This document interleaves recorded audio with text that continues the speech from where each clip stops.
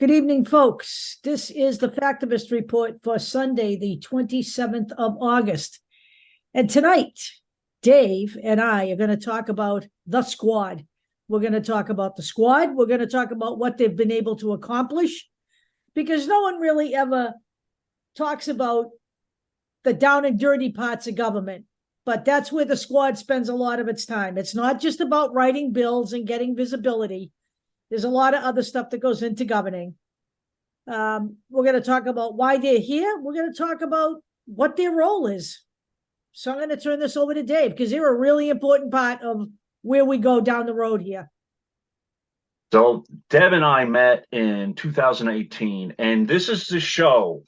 This is the show in which everything comes full circle because our first meeting, Deb and I talked about AOC and how we thought she wasn't the real deal and how we thought it was all staged and blah, blah, blah, blah, blah. And now, if you guys are still watching us and you don't like us before, this may be the nail in the coffin because now we realize how wrong we were and how we were in an ideological bubble. Okay. We were in a misinformation bubble as well. That too. And here's what I mean by the final nail in the coffin. When I started streaming and talking to people online in 2017, there was a group called the Young Turks. And very quickly, a lot of people soured on the Young Turks because they felt the Young Turks, they considered themselves a news organization. Why are they getting directly involved in the politics? Well, I now realize there's a reason, because they were trying to counteract a right-wing news organization that was getting directly into politics, and that was Fox News. And even though the Young Turks, the Justice Democrats, all of that, they're not as prominent as Fox News. They have been moderately successful, partly in the fact that they helped birth what is now called the Squad. AOC was a Justice Democrat. Cori Bush was a Justice Democrat. I don't remember about Rashid Tlaib, and I believe Ilhan Omar was, and I believe Ayanna Pressley was. And while we're going to talk about the squad and some of the individual members, but what I do want to say is that there are a few things that I've seen that are common traits of every single one of these people.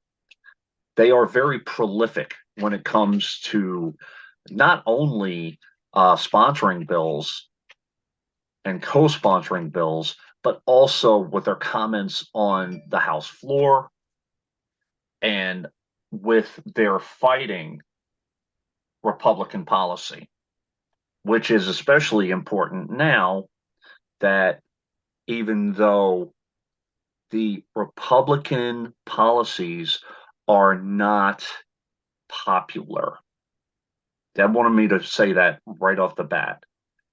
The Republicans now have the majority in the House. So they have control of the reins right now. One of the things that the squad does is they counteract and they call the Republicans out on their crap, so that when the Democrats get the majority back, and I honestly think they will next election, they will have momentum. That's on us. We need to do it. That is on us. Not only the momentum to fight against the Republicans and the right wing, but also to push more popular policy, more policy that will help poorer Americans. Why on earth would you think that Democrats would want to do that? There's another reason. if you take a look at every person that is associated with the squad, I don't think there is one of them that is not considered part of a minority group, whether it be a female, whether it be Muslim, whether it be Hispanic, whether it be African American. Okay. So every single one of these people in the squad has their own particular interests and their own particular things that they are specifically fighting for. The squad is not, and I will repeat it again, not a pack. It is not a formal group. It is a loosely based group of people who have ideologically similar principles and ideas. Right. And once you have more and more people in Congress, I think they're about between like eight and 10. Once you have more of these people, that's how you change policy. And that's how you get all the stuff that you are complaining the Democrats never get. So let's get into this a little bit. And this is a very dense show. Deb and I could spend 3-4 hours on this. I'm going to try to nutshell all of this. I'm going to talk fast. So, there's a lot. You're going to have to access the material because there's going to be a lot. Yep. It's going to be a lot.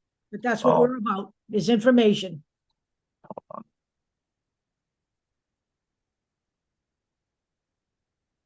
So, the very first thing, and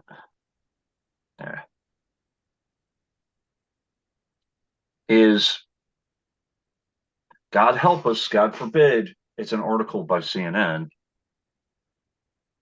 And this is, let's see, back in 2019 when the squad first came to pass. Basically, there were 4 women who initially came together, spoke together, and this term came to pass. It is Alexandria Ocasio-Cortez, Ayanna Pressley, Ilhan Omar, and Rashida Tlaib. Now, you can consider any one of these a leader. AOC is considered the face of the group, but any single one of these people is a leader. Every single one of them. And every single one of them also has been targeted for years. I don't see anything on my screen. Do you see it on your screen? Okay, I see that it's okay. Hold on. I see that it's screen sharing. Let me see what I'm doing. Hold on. It just says Dave is sharing his screen. That's what I was seeing. But I don't know who the hell he was sharing it with because it certainly wasn't with me. Folks, this is why I ramble for about 2 minutes so that Deb can tell me that she doesn't see crap on her screen. Do you see it now? Nope. What the hell? Oh, yeah, there we go. All right. So this is an article from 3 years ago, 2 years ago, whatever, 4 years ago, 2019. How time flies. Well, you're not having a good time. But anyway, yeah. So this, by the way, the squad is considered a hip hop term. That's how they came up with it. Whatever. It's basically a tightly bound ideological group. Again, not a pack. They don't take pack money. That's right. They don't take. Okay. And let's get this out of the way too. I understand with brand new Congress and Justice Democrats, we did our criticisms of that. We went into that.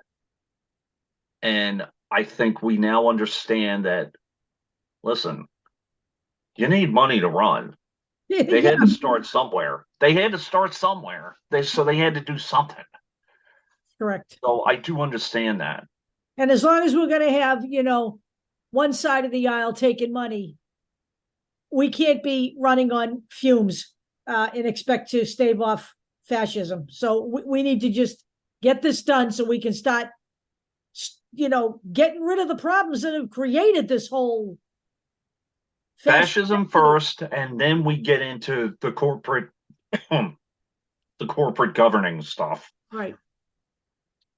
Okay. Here are and they're not taking PAC money now. Let's put it that way. Maybe you go back. Well, what about the brand new Congress? What about Justice Democrats? As I said, you had to start somewhere. Here are the fourth Congresswoman known as the squad targeted by Trump's. Oh, that's a new name that we can use. Racist tweets. And So he had a field day. yeah, he had a field day. Again, using their diversity against them. And then you had Lauren Boebert calling Ilhan Omar the Jihad Squad, blah blah blah. Right. So this is where they started. This is how they started. And by the He also accused her of being part of the Muslim Brotherhood. right. By the way, every single one of these representatives are still in office. Every single one of them. So, which tells me that it's a growing movement. So we now have Alexandria Ocasio-Cortez, Ilhan Omar, Ayanna Pressley, Rashida Tlaib, Jamal Bowman, Cori Bush, Gregorio Cesar, and Summer Lee right now. And there are others. Max Frost. There are some others that I'm going to be mentioning too. So, as I said, every single one of them, by the way, a big issue with every single one of them, I believe, is BDS and Israel, especially obviously with Ilhan Omar and Rashida Tlaib. I always mispronounce that name one way or another. So bear with me. A lot of names here too, so I'm going to try very hard to get all of them right. So this show started with one article. Deb gave me this article and said, Dave, we have to cover this. So this article is by Jacobin. Is that how you pronounce it? No, I pronounce it. Guarantee it's right, but that's how we pronounce it. So they talk about a lot of the things that the squad has done. This is an article by Branko Marcetic or Marcetic. Again, I apologize. I don't know when this was written. It's recent. It's relatively recent, yes. So one of the things that and this is a very dense article. I'm going to nutshell it. This is a very dense article. He talks about how much every single one of these representatives have done and how they have been criticized on both sides of the aisle. AOC and others have been called sellouts. And they would be. You knew. Yeah, they know it. As soon as they put themselves out there to accept the role, you knew that they would. And that's part of the territory. Right. One of the things that, and I wasn't happy with it, but I understood it at the time. Let's get this out of the way. The rail strike and AOC backing Biden's decision to say that the rail workers could not strike. It has not been emphasized enough that now what the rail workers were going to strike for, they now have. So Democrats behind the scenes helped lobby for sick time for those rail workers. And they now have something. Instead of having them strike and disrupt the economy, I believe this would have been during Christmas too. So that's one. Another, and I had issues, Deb had issues with Alexandria Ocasio Cortez and her proposal of the Green New Deal. Someone out there mentioned, hey, what about fossil fuels? AOC did some research and she proposed an anti-fracking bill. Okay. And there are a number of issues, domestic and international, that AOC and the squad have tackled. Dealing anywhere from China to Latin America. They've met, AOC and others have met, and there's an article in here talking about that, with progressives in Latin America. So this isn't just, I'm going to focus mostly on some of the domestic stuff, but I am going to mention some of the international stuff because governance is not, again, in a bubble.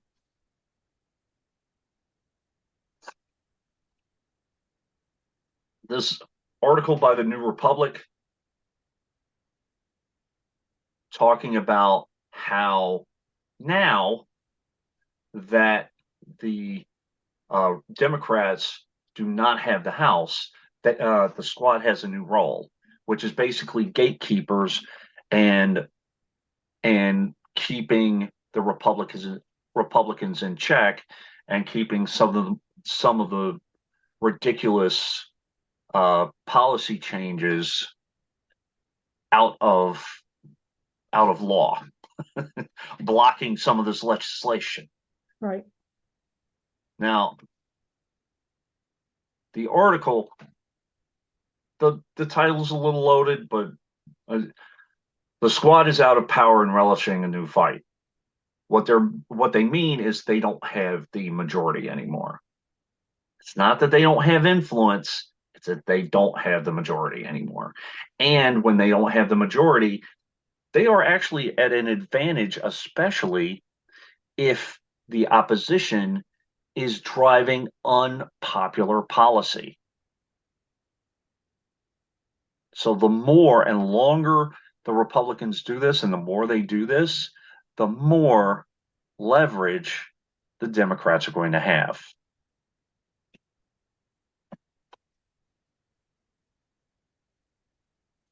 This is one of the things that was brought out in the Jacobin article.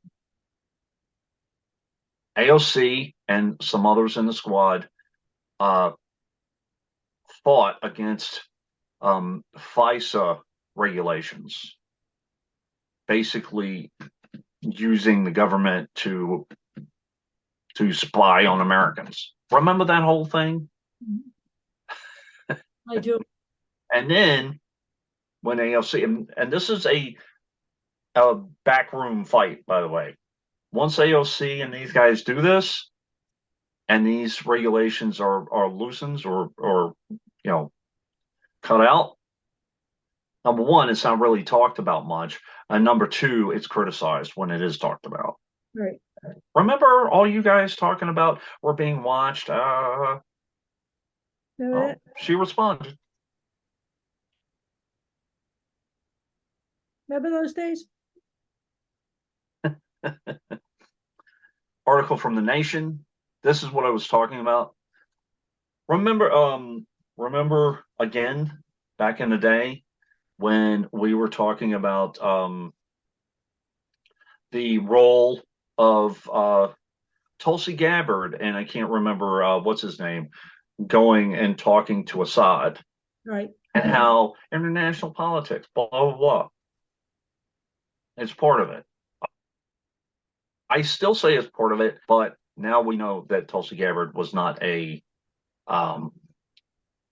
she was not a good actor. Let's just put it that way. Right.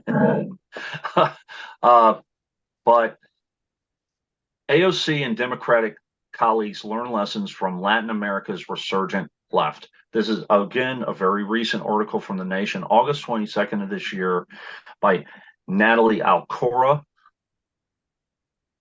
A historic delegation of Latino U.S. legislators journeyed into the heart of progressive power in Brazil, Chile, and Colombia. They are talking to labor organizers and local activists and that kind of thing to see how they counteracted, I'm going to use the F word, fascist regimes. Now, while my Guitar gently weeps. while my computer buffers think about why would they do that? Is there anything happening in this country that you could possibly think that they would need outside advice as to how to fight fascism? Oh, I don't know. Well, I think there's some kind of bad shit going on here. All right. I'm pretty much seeing it every day. There we go. Exactly. So, not only, all right, Nation, we get you. We get you. Subscribe to the Nation, everyone. I get you. Yeah, we get you. I got you. Now, I'm going to get into some of the domestic things that AOC has two actually that she has proposed. One came out of nowhere. I didn't even know about it. And the other one is about student loans and how she is being criticized for having a conflict of interest. I'm going to talk about that, for a second also. So AOC and a couple of other co-sponsors have talked about deregulating sunscreens. Now, there's an uproar. Oh, she's consumerist. Oh, she's doing this for profit, blah, blah, blah. So they outline their reasons for doing this. Gee, is it getting hotter? I'm sweating right now. Is the sun beating down on us a little bit more, maybe? AOC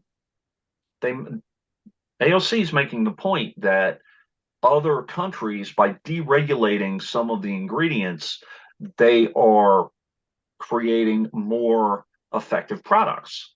Right. And you may want to look into research into deregulating these products. It's a little interesting to know that, let's see, sunscreens are regulated by the FDA.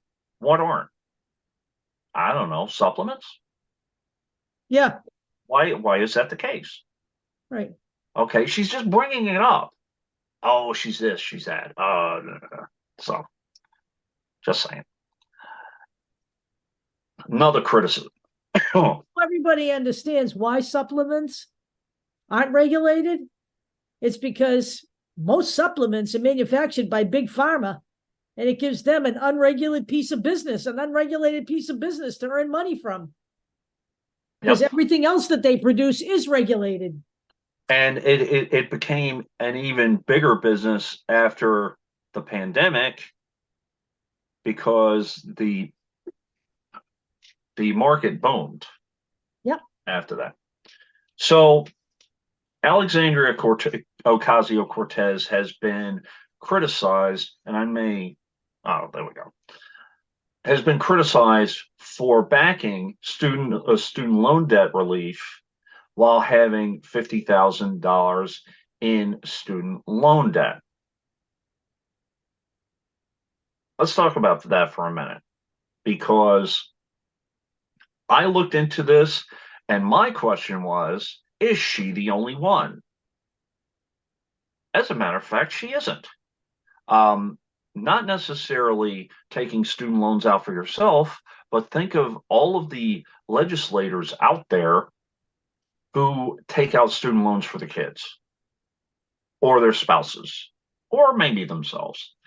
Um, there was one article, and it may let me do it. Is it going to let me do it? Yes, it's going to let me do it. Yay.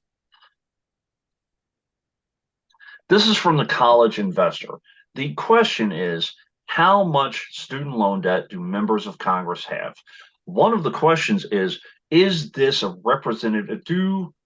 Does Congress represent the issue of student loan debt in terms of how much student loan or percentage of people have student loan debt in the general population?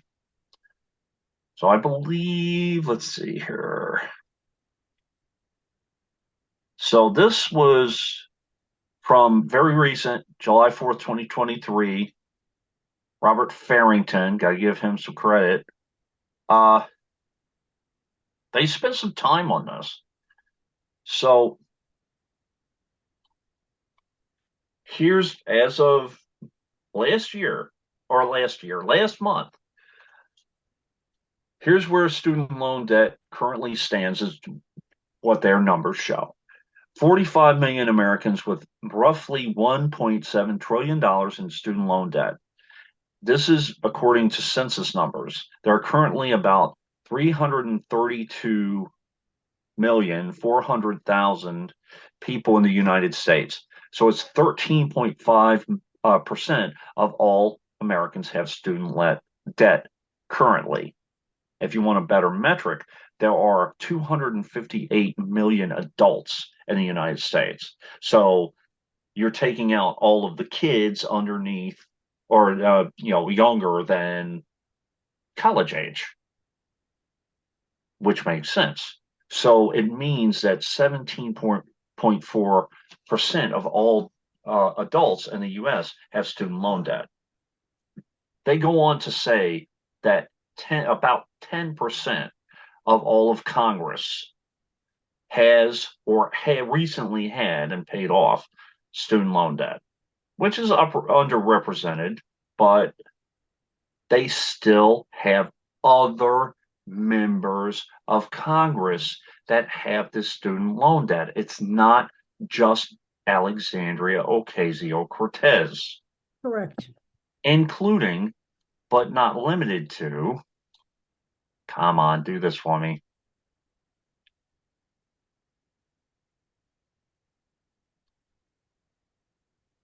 Two Republicans. Andy Biggs, they had between 15,000 and 50,000 co-signer for student loans for his 6 kids. So to me, unless they're really small student loans, it may be underestimating it a little. And then Gus Bilirakis, Republican from Florida, 100,000 to 250,000 for a co-signer for private loans for 4 of his kids. And John, they're millionaires. The point that Fox News was trying to make and other right-wingers, well, how come AOC can't afford to pay off her student loan? She makes a salary of almost 200,000. Okay. Oh yeah, what about it? If that's the case, how come Vivek Ramaswamy, while he had assets of more than $2 million, he couldn't pay for his education in Yale, while at the same time he's railing against student loan debt? We're just asking the questions. There's more Republicans on this list than those 2 guys. Yes, there are, but those were the 2 prominent guys. I mean, Yeah. we could go into it a little bit. John Carter, Ben Klein. Yeah, that's fine. Yeah, they absolutely are. But it's not just Democrats. Right. But of course, again, we get into that whole thing where the Republicans are never going to say, hey, we have guys too. They're never going to do that. They're always going to point out the Democrats, and they're always going to point at the Democrats who do the most lobbying and do the most legislating. Right. Let me refresh for a minute. It's being annoying.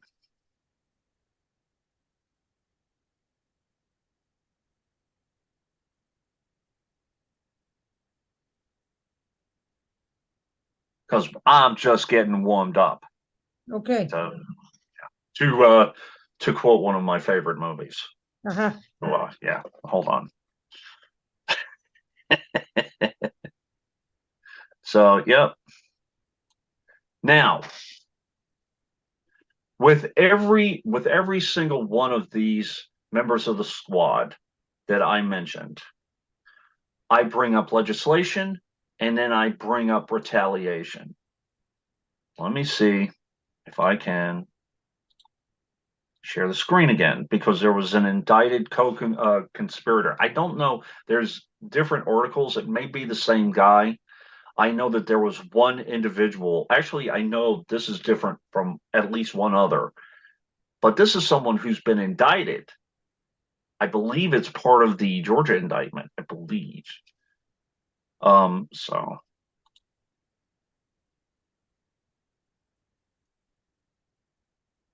nope, not that one.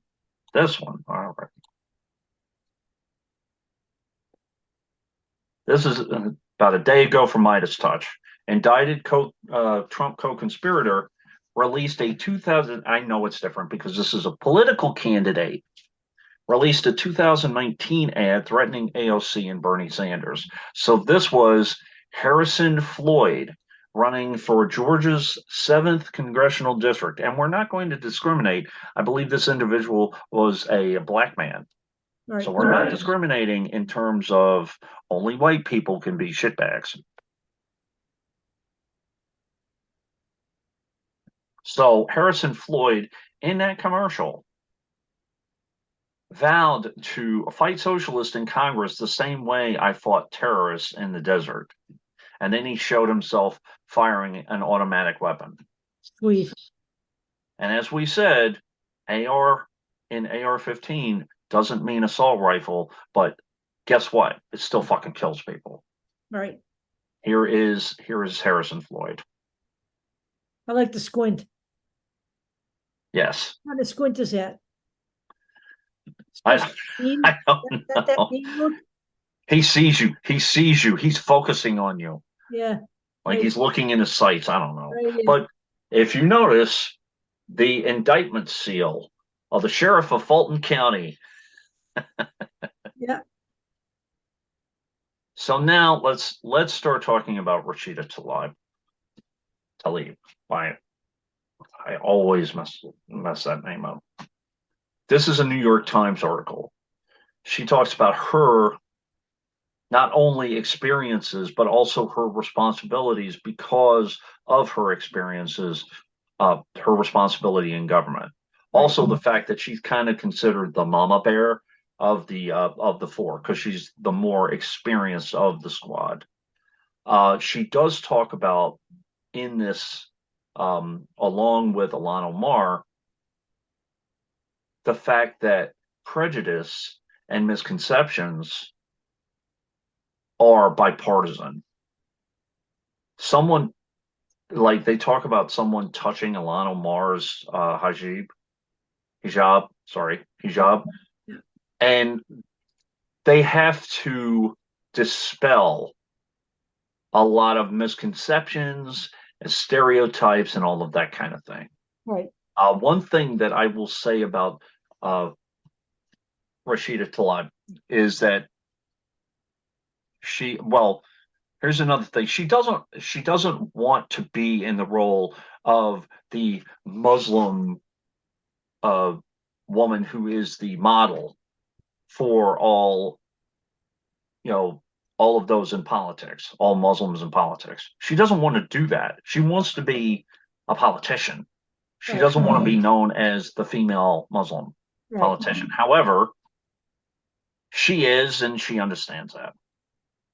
Trailblazing, Tlaib elected to a historic role, the first Muslim woman to serve as a Michigan state representative.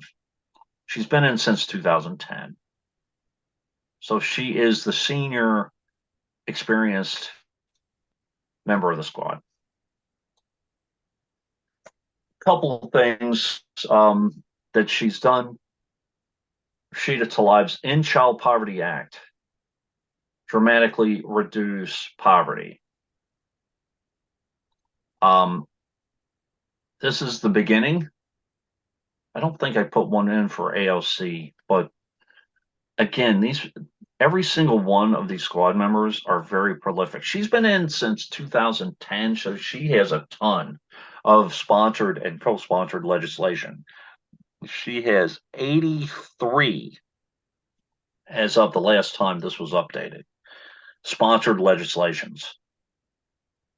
Over 1,700 co-sponsored legislations and 300, almost 400 remarks in the congressional record. And we will talk about briefly how sometimes remarks are stricken from the record as well. So that she may have made more and had some stricken from the record.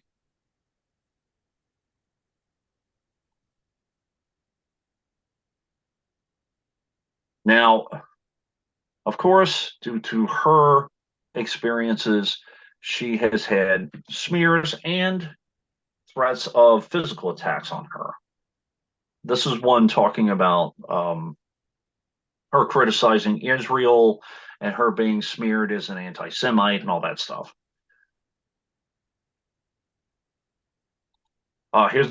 So here is, now we move on to Ilhan Omar. So let's see. Let's see a little. All right. Are we going to freeze? So this is just one. Ilhan Omar supporting adult use cannabis in Minnesota. She has a different reason other than let's just legalize pot. Her reason is that the criminalization of marijuana has created a backlog of minorities in prison. Right. Okay, that is her primary reason for sponsoring this particular bill. Are you going to be nice? Okay. See, every once in a while, you just have to talk to it. Maybe. Maybe. Some days you just have to bash it. Oh, I'm getting close.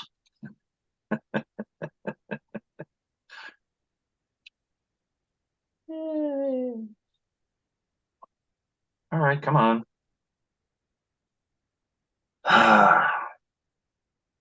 So obviously, I didn't put a lot of this stuff in for Ilhan Omar.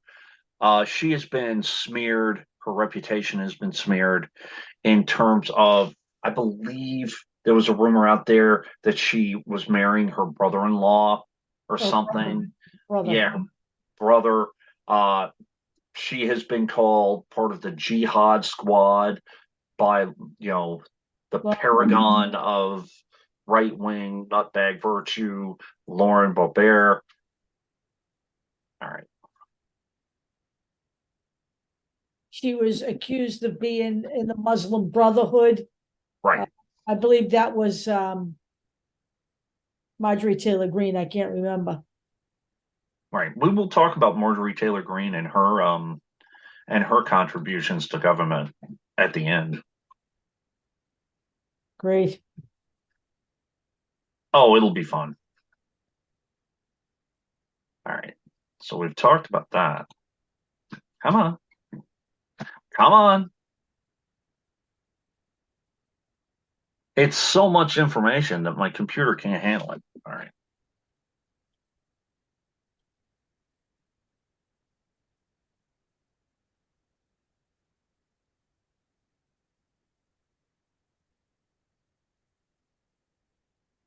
All right, guys, I might have to just read this from the prompter instead of screen sharing because it's not allowing me to really. Come on. All right.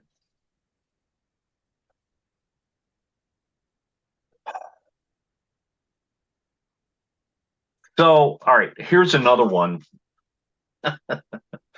Here's so again, Ilhan Omar, this is from congress.gov.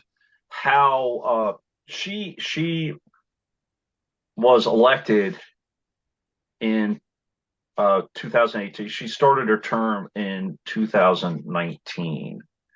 And I apologize. My computer is really, really buffering at this point. So I have to slow this down, and this might be a little bit longer than I have intended.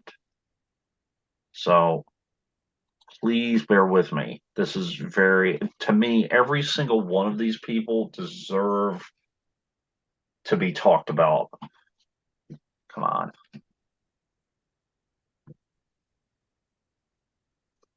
So here we go.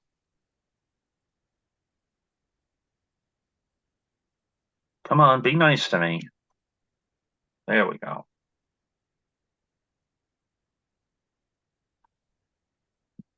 Since 2019, Ilhan Omar, 91 sponsored bills, 1,493 co-sponsored bills, and 94 remarks in the congressional record, not including anything that was stricken from the record. So a lot of Ilhan Omar's bills are not only geared towards domestic policy, but also international policy and driving things such as fighting prejudice against Muslims, obviously stuff about Palestine, hunger,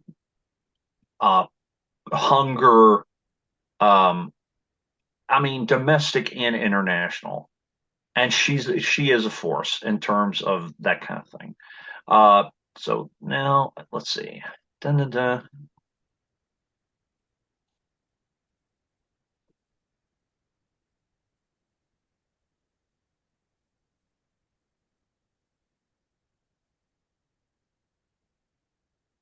It's just stopped on me.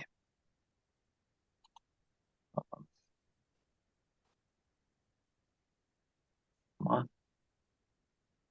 One of the things I wanted to bring up, not only the physical attacks on Ilhan Omar, which a Florida man was sentenced to 3 years probation and a $7,000 fine for sending a death threat by email to kill Representative Ilhan Omar and 3 other congresswomen. And those were the original members of the squad: AOC, Rashida Tlaib, and Ayanna Pressley. So saying they should go back to the crime-infested places from whence they came. So there's that, and also a claim that Ilhan Omar is losing to Joe Biden by 53% in the polls in terms of the presidential race. To which Ilhan Omar said, "Guys, I can't run," because she was born out of the country. Right. It's probably why she's losing, because she can't run, and she doesn't have any intention to run. It's ridiculous. It really is. I mean, all of these ridiculous bits of information that come out of the right wing, they're all designed to just distract people and cause, unnecessary stress. It's ridiculous. Who cares what she's losing by? She's not fucking running. So it's just it's ridiculous. Am I back? Yeah, you're back. Am I back? It froze on me for about a minute. Yeah, you're back. Okay. It's all The computer had an epileptic seizure over all this bullshit. yeah. Well, no, it's all of this bullshit is designed to just distract people from the fact that the GOP's got nothing. They've got nothing. What are they running on? Look at every one of them's a misfit. There's not one ethical or logical alternative to Donald Trump that was on that fucking debate stage the other night that I could see Right. wasting any time on. I don't have to listen to them. I'm not voting for them. I'm working against them. Right. I know what they are. Exactly. So next, and I'm gonna stop even trying. This is a truth. Stop even trying to screen share for now. Ayanna Pressley, who is a representative in Massachusetts. So Deb, you probably know her pretty well.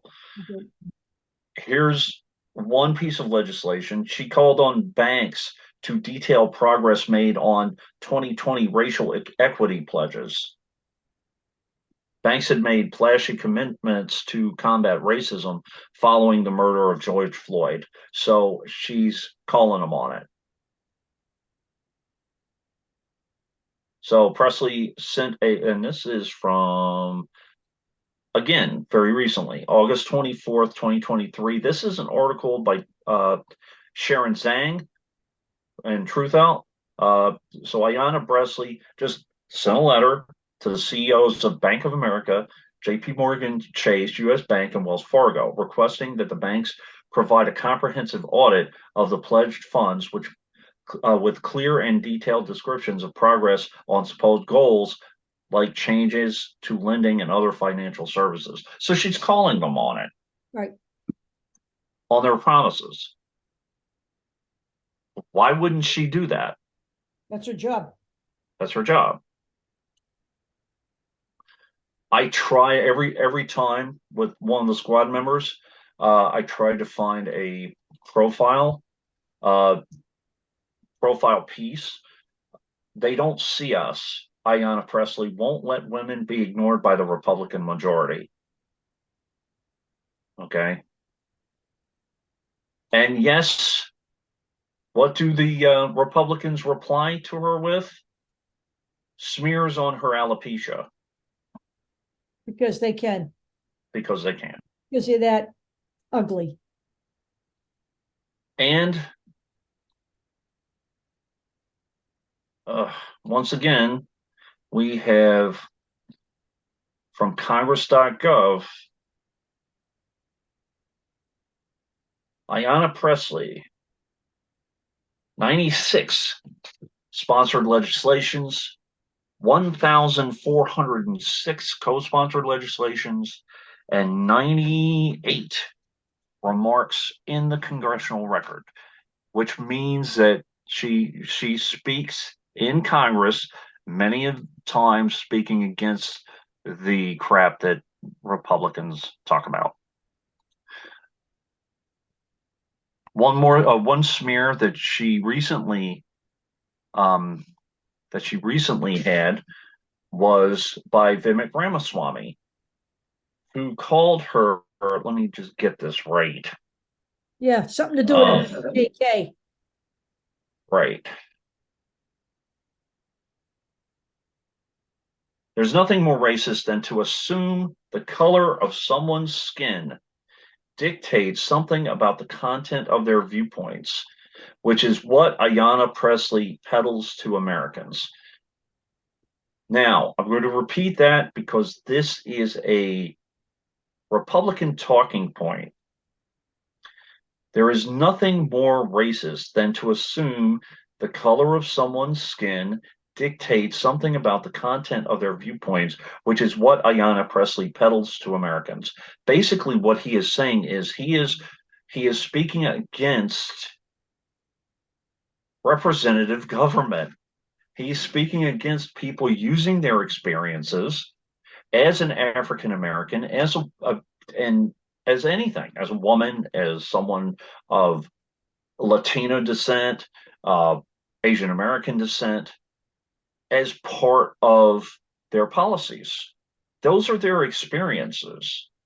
Now, you can't use your experiences to shape the content of your viewpoints. That's racist.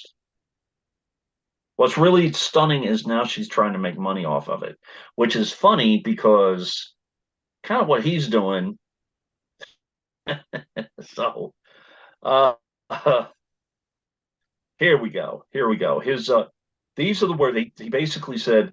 These are the words of the modern grand wizards of the modern KKK. He called Ayanna Pressley a grand wizard of the KKK. Yeah, he got ripped apart by Dana Bash, by the way.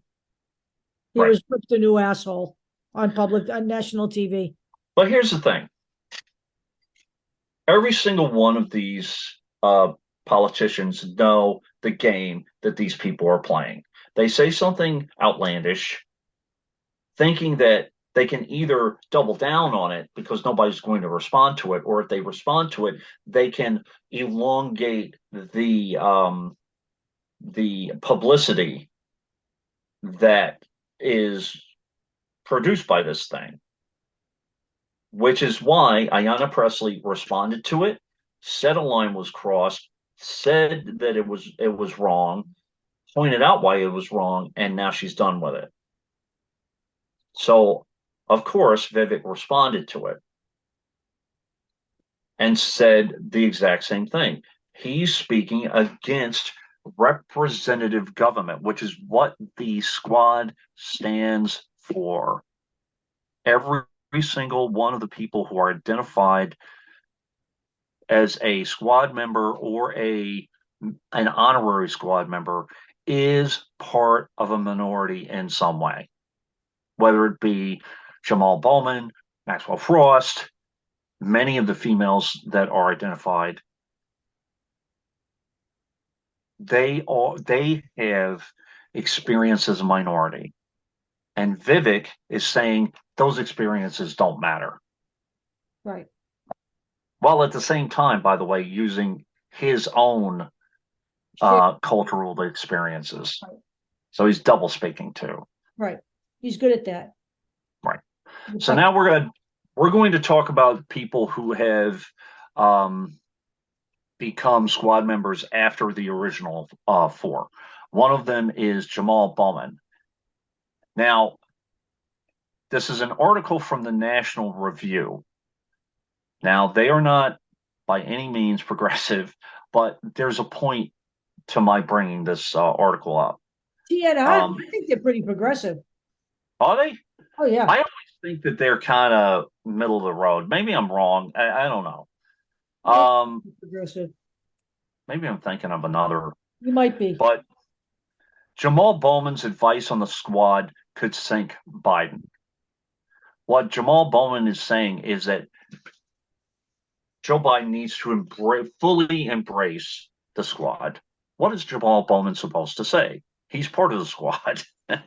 Of course, he's going to try to push leadership farther to the left. That's part of his job. It is indeed. As a member of the progressive movement, part of Joe Biden's job, and Jamal Bowman and every single person in the squad recognizes that he has to represent everyone and he has to balance everything. So while publicly saying these things and pushing Biden farther to the left, these individuals also realize that this is a continuing movement and not everything's going to happen right away. I'll tell you what I think. You want to know what my think is? Sure. Return Joe Biden to office and you'll see a lot of moving to the left in his last term. Especially if, given the fact that it will be his last term, it will be his quote unquote legacy term, and especially if we do our job, and depending on how many more progressive candidates are elected, we can really push this needle back. We need to do this, gang. Okay. Critical. I mean it. This is do or die, this election. It really is. We're not So going this is to again. right. We're not. This is an example of another role of progressive politicians. Uh, so we have Jamal Bowman and Maxwell Frost debating House Resolution 461, which condemns the use of elementary and secondary school facilities to provide shelter for aliens who are not admitted to the United States, which to me is kind of redundant, but whatever. So the resolution introduced by Republican Representative Marionette, I'm sorry, Miller Meeks, go ahead, and Brandon Williams comes in response to lawmakers in New York and Maine merely exploring options to consider unoccupied student housing buildings as temporary options for migrants. Certainly nothing that would impede students' safety or education. Again, this is from the New Republic. We have this is Prem Thacker of June 6th, 2023. And if I'm reading these journalists' names for a reason, pretty much every single one of these names sounds like a multicultural name, just so everybody knows too. There is a GOP representative that I want to talk about. Her name is Virginia Fox.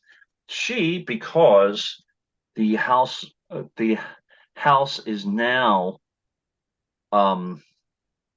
Republican, dominated by Republicans, has a majority of Republicans. She now is the chair of this committee. What is it? The House Committee on Education and the Workforce. This is one that's talking about CRT and all of that crap. Okay, so every time that Maxwell Frost and Jamal Bowman push back and say, hey, guys, this sounds a little racist to me, Virginia Fox bangs her gavel, says, that comment needs to be stricken from the record. I guess she doesn't realize that we now have videotape and we now have YouTube. Yeah, well, maybe we should send some to her. I mean, yeah, we may actually. So this is an article by Politico. She's just a bull. Meet the woman leading the GOP's charge on schools and work. From leading in the classroom to Congress, Virginia Fox is having her moment. Yes, she's having her moment, all right. Yep, she's having a moment. She's been in North Carolina politics for 50 years. And now we're all having a moment with her. Exactly. But the point being is that now you have two members of the squad, whether they be honorary or whatever recognized members, fighting back on what she's saying. Good. And speaking out. By the way, she can bang her gavel all she wants. It's still out there in public. Right. She can strike the comments from the record all she wants. Right. But Jamal Bowman, that bully of Marjorie Taylor Greene, telling her to get back to the backwoods where she came from.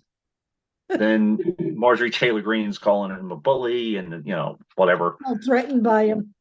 Threatened by him because he's a big black man. Give me a break, will you? I feel threatened by her because she's a freaking talking, walking racist juvenile delinquent from fucking Georgia, okay? So I wanted to mention Maxwell Frost real quick too. Again, he represents youth in America legislatively. Now, what's going to happen?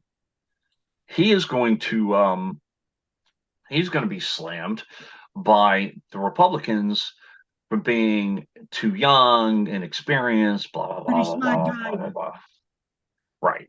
Pretty smart guy.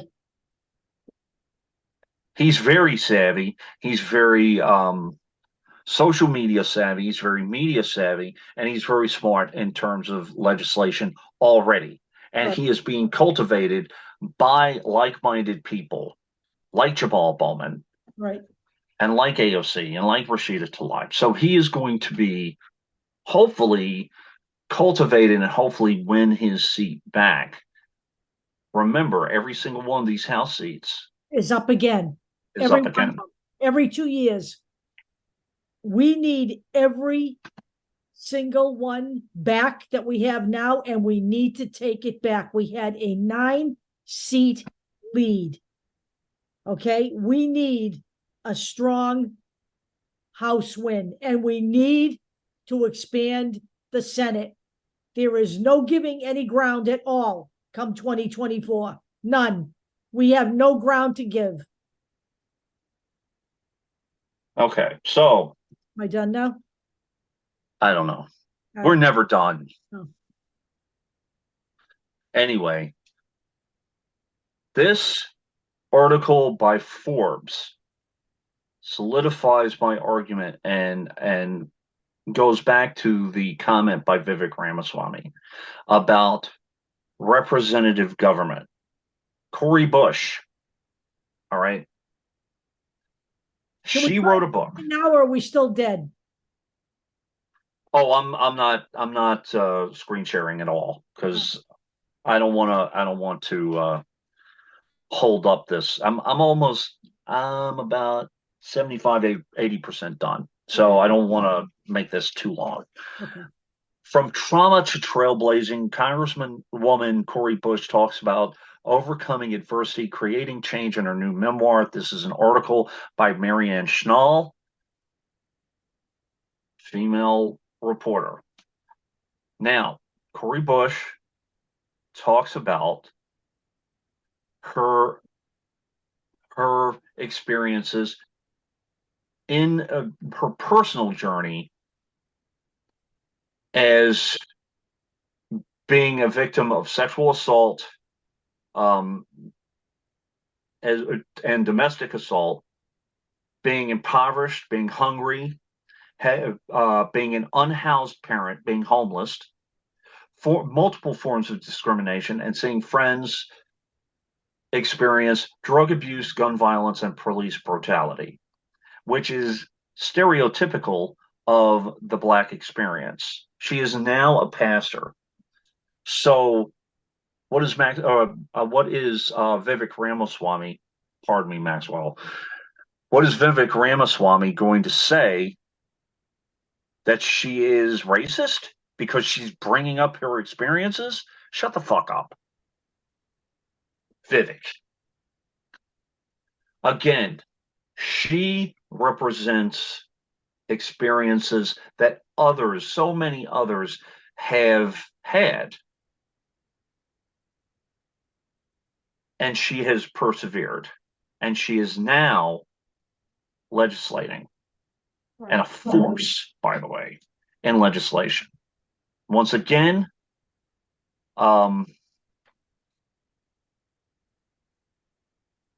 so she only been in a couple of years, right? Let's see here. So she has 35 sponsored bills, 542 co-sponsored bills, and 47 remarks. She has been in since 2021. Okay, so we have a few others. I want you to take a look at these people's Congress.gov pages. Marie Newman, another prolific legislator, just got in Illinois District 3. So we have, let's see here.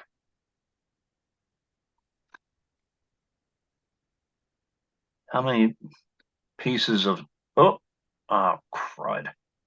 Sponsored legislation. She had a lot, actually. All right. Well, there we go. So we have, come on. There we go. 21 sponsored legislations, 660 co-sponsored, and 32 remarks in the congressional record so far. And she's been in since 2021. Greg Cesar, representative of Texas, been in since 2023. We have already 3 sponsored bills. And this is what I was talking about, using your experiences to shape your bills. All of them have to do with agriculture. So, you know. So let's see here. We have 3 sponsored bills, 176 co-sponsored bills, and 9 remarks in the congressional record since this year. So again, very, very, very active. All right.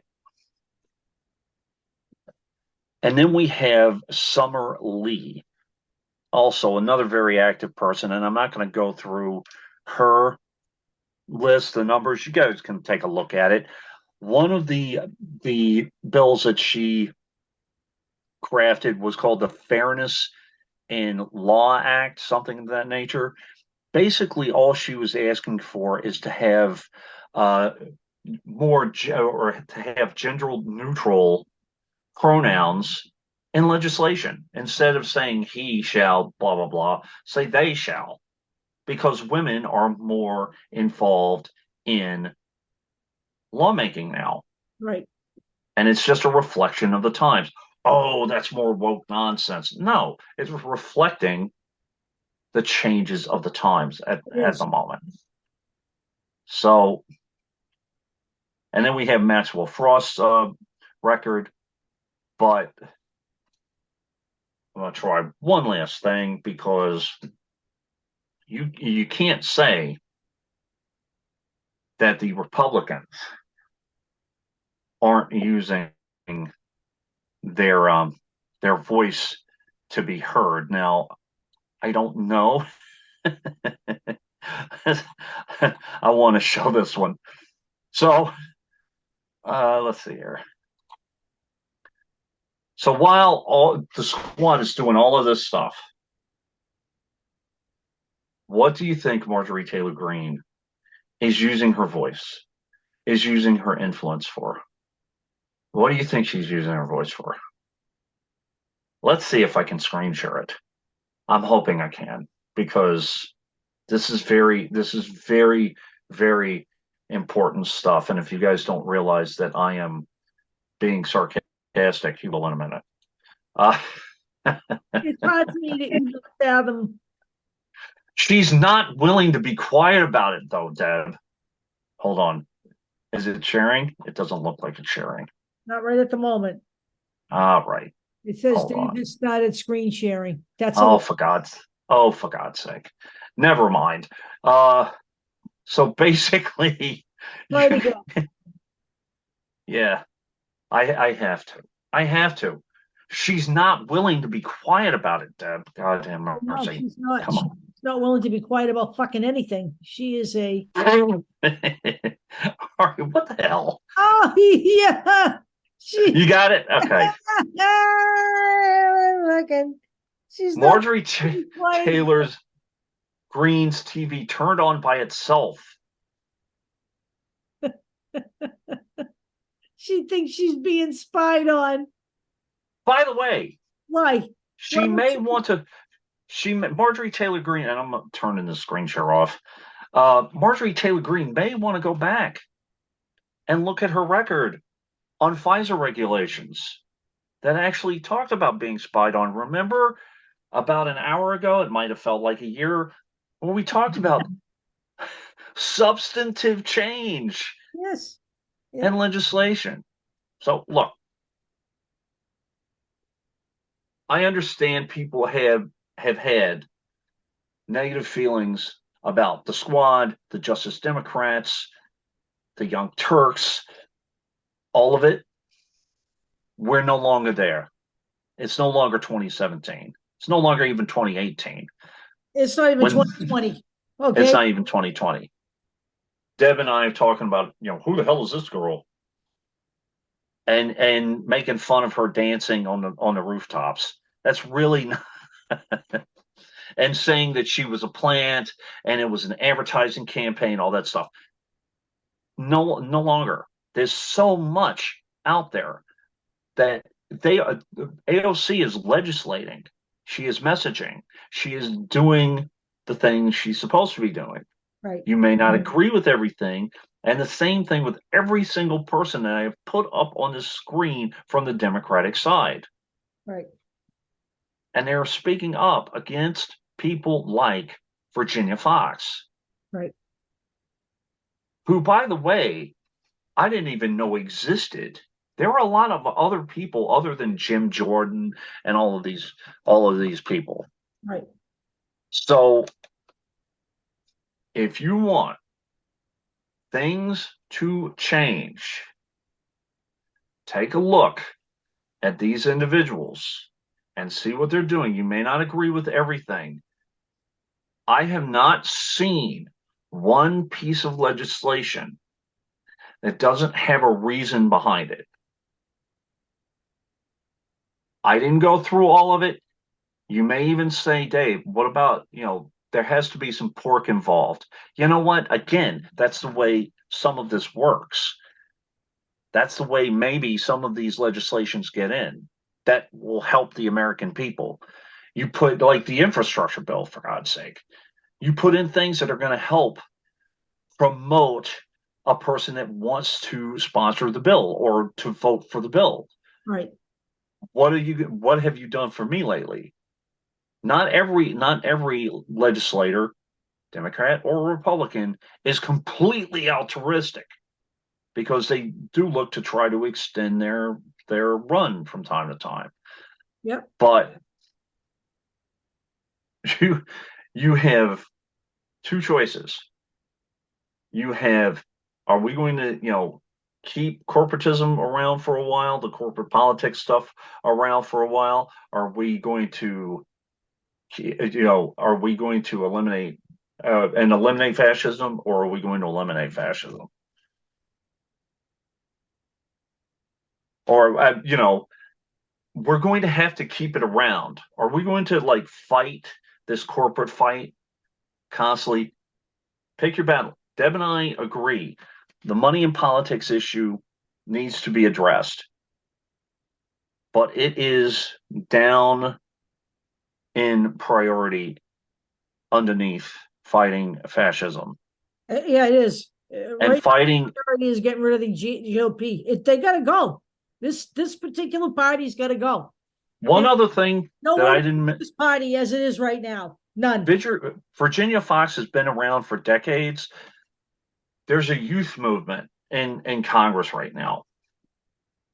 They're talking about AOC. People were talking about her potentially running for president. Personally, I don't think that's her role, but she would be right around the age if she wanted to run, this year. It's not going to happen because Biden's but the point is, even with her, even with Rashida Tlaib, these are younger members of Congress. She's considered the mama bear. I believe she's in her 40s, I believe. So you have Virginia Fox, who's been around for decades. She's on her 50th year. These people are on their way out right now. Oh, she's 77, by the way. She's having her moment. She'll have her moment and she'll go away. Who do you want to follow? Do you want Republicans or do you want Democrats? So next week we're going to, unless something tremendously big happens, we're going to be talking about the House seat, specifically the House seat, number one, of Rhode Island, to replace the seat vacated by David Cicilline. There's a reason, because this seat could potentially be filled by someone for over a decade, maybe even longer. And the person who fills this seat could define Rhode Island politics and could help drive this country even farther away from fascist policies and drive you towards. She's 47. She's 47. That's what I thought. 47. I thought, she's not 50 yet. No, she's 47. And that's relatively young in politically speaking. It is. Okay. She's got some time left. Yep. And she's considered the elder stateswoman of the squad, the mama bear. I mean, you have all of these people in their 20s and 30s. These are the people who are going to be around for a long time. Yep. If this stays around. And if you want to have it stay around, vote them in. If we vote, we will win. The policies driven and the nonsense and the rhetoric and the crap pushed by the Republican Party is not popular. No, it's not. The only way that they win is if you stay home. Okay? And if you are saying, hey, I don't care for this particular Justice Democrat, I think they're full of crap, vote them out in the primary. Find someone who will primary them. Right. But you better find somebody that will be able to drive policy that you want. And also understand, as Deb and I have said, you may not, on its surface, like some of the things that some of the Democrats have done. You might think they're sellouts or whatever in terms of compromise. Oh, it's incremental politics. The biggest push, the biggest non-incremental move that we can do is flush the crap that is the Republican Trump Party. Yep. You will see a big push. I know people hear it all the time, but we have not fought back enough on this for 10 years. This started 2011, I would say, with the Tea Party. It's gotten worse and worse and worse. We have to stop this. We have to stop the fascist movement first, and then we attack. By the way, Deb and I have had this conversation, and I agree with her, pragmatically. I'm not a huge fan of Ro Khanna. And maybe it's just my internal bias. Maybe it, because of how I feel. But I'll tell you this, Ro Khanna, and I know they're in different districts, but Ro Khanna runs against Darrell Issa. I'll vote for Ro Khanna any freaking day of the week. You put a Republican against Ro Khanna, hey, I'll vote for Ro Khanna. A lot of that, I think, comes from 2016, 2017 programming. I really do. And I acknowledge it, but at the same time, I still have some of that. I know. Same thing with Adam Frisch. Okay. Right. Same thing with Adam Frisch. Okay. Same thing with I as I said, I door knocked and I pushed for a candidate who ran in the primaries against Dan Goldman. Dan Goldman is doing one hell of a job to fight fascism in New York. Dan Goldman needs to come back for another term. And he needs to come back for another term. Unless you want to have someone who is effective, bring a Mondaire Jones, maybe. You want to primary Mondaire Jones and bring him in? then vote him in. That's your Is Ron choice. D. Jones going to stand up to the GOP the way Dan Goldman has? Is Dan Goldman, is he going to stand up there with the microphone after every oversight committee meeting and rip them a new asshole? Because that's what Dan Goldman's been doing. Right. So, and Deb and I have these. By the way, I want to say this too. I know we're running long, but Deb and I have had these conversations too, and I've seen it on social media. Oh, Dave's just a lapdog. Dave follows Deb's policy, or Dave does it. Deb and I disagree a little bit. I'm in this whole corporate Democrat, thing, and I think that way too. But I recognize corporate Democrat is better than a freaking, Republican. I saw how we lost the House by falling into that trap in New York. Okay. And when you vote by the way, it's your right to vote Dan Goldman out. I don't think he's going to lose, to be completely honest with you, but it's your right. And by the way, I believe that that might actually be a moot point, because I believe that there's redistricting, and I think we're gaining a seat or two. So Mondaire Jones might actually be able to run, not unopposed, but not against Dan Goldman, which is fine. Okay. But any Democrat that runs has to be able to take a stand, like a Jamal Bowman, or my old example, Carolyn McCarthy, who lost her son and husband in the Long Island Railroad, attack.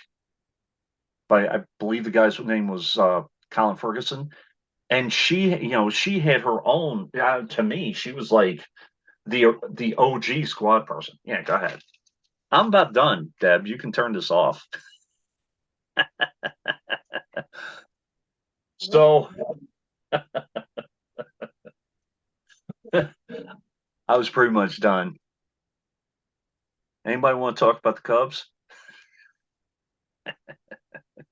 But I'll keep it up for a little while longer. The ideological progressive working families party argument. If you want to primary someone whose housing policies you may not completely agree with, who you think is kind of kowtowing to the pharmaceutical industry, blah blah blah, you have that right. Deb does have a point, though. You have to look at those people's previous experience and record and see if it fits. That's pretty much it. That's pretty much what I got. So I'm gonna sign off, because that's pretty much what we got, and I think we went like 7:23. So I think we're about hour and a half in. Let me see. So, all right, let's talk about. So the Rhode Island first. I will focus on that. I'm also going to take a look. I'm going to look into the Working Families Party. Working Families Party website, see if there are any other special elections. Maybe look at them. Also look at smaller territories and areas that have little to no representation, and speak about them. I don't know if it's going to be next week. There is someone who is a representative that is growing in reputation in the Virgin Islands. Also talking about Alaska with Mary Peltola. Also talking about Washington, D.C. and the fight to gain representation there. And Puerto Rico. Puerto Rico is another one. So and also, before I forget, Hawaii. So we're not going to forget anybody. No, we're not. So I was just saying we're going to talk at some point, maybe next week. I'm going to focus primarily on New Hampshire. No, on Rhode Island. God have mercy, not New Hampshire, not yet. My head's spinning as it is. So we're going to focus on that one race, but also I'm going to take a look at, for a soon to be done show, some of the smaller territories like Puerto Rico, the Virgin Islands, because there's that one rising star in the Virgin Islands that's really making a name for herself. Hawaii and Alaska. I'm thinking maybe doing a show on those states. Now I will be gone in 2 weeks. We may decide on Sunday, but we may decide to do the show on Monday because we're flexible like that. I'm going to be away October 27th to the 31st. Okay. We'll talk about that too. We'll see where we are. And you're gonna do a Halloween show and dress up like the Gateway Pundit? I doubt it. I'm going to be in Provincetown. So, okay. Maybe we do the show before we go. We'll just we'll see. Well, we'll see. But the importance of that week is that's before some of the special that particular special election specifically. That special, I think it's like November 4th or 5th in Rhode Island. Yeah, we also have some governor elections in November. Right. At least 3 states. So. Right. But that's what we have. I know, guys. I know I was kind of in the weeds, especially when Deb had to take the phone call. My apologies. But and with the technical stuff or whatever. But understand, this is the fight, and we're going back to the messages that we were fighting years ago. About certain groups and the importance of certain groups and the fact that they're not sellouts, and all of that. So you want to, I remember, Deb, when you had, you were really churning on those subs and whatever, and we lost a ton of followers. Oh well. If this show doesn't put the nail in the coffin on that, I don't know what will. So the worst thing would be if we saw all of this in front of us and didn't change our mind. Didn't say anything. I mean, that to me is the real hobgoblin. That's what it would have been had we continued. Right. Exactly. All the nonsense I still see. The nonsense that this is all being done to distract us. All of this, that the Democrats are in and what the Republicans are doing. I don't want to hear that anymore. I just don't want to hear it. The biggest indicator to me that this is not a distraction, all of these small things that the Democrats do that people don't even think of, that like trash pickup, or the thing with deregulating sunscreen, or whatever it is, firefighter foam or whatever. Some of it involves products. Maybe somebody's getting money out of it. I don't know. Probably. But money does drive this now. let's flush fascism down the toilet first, and then we can start doing the money fight again. And by the way, let's not forget that that's how all of this started, right. was with corporate money in politics. Remember Citizens United? Remember, and by the way, is going to come, is going to have to come full circle. But first, the immediate danger right here, if these people aren't taken out of office in November of next year, they won't be leaving office for a very, very long time. I'm serious. And who taught the Democrats about corporate governance? It was the Republicans. It was. And when you talk about purity testing, who's spinning their wheels over and over again in regards to funding? The Green Party. Money, unfortunately, is a reality right now. And although they had their PACs, at least in the beginning, the squad, they are moving in the right direction. They are. Yep. And I hope that people will eventually understand that. Yeah. Well, and quickly, but you got to do it quickly because we have elections coming up. Well, Raphael Warnock, he did not take any PAC money. Right. So there are people doing this. And, when people get on there and say, they're sick of having Ruben Gallego ask for money. Well, you know what? If you don't want them taking corporate PAC money, they're going to have to ask for money for somewhere to run. That's the way this game is played. All right, gang. And by the way, that's how Barack Obama won, by asking for money through the internet.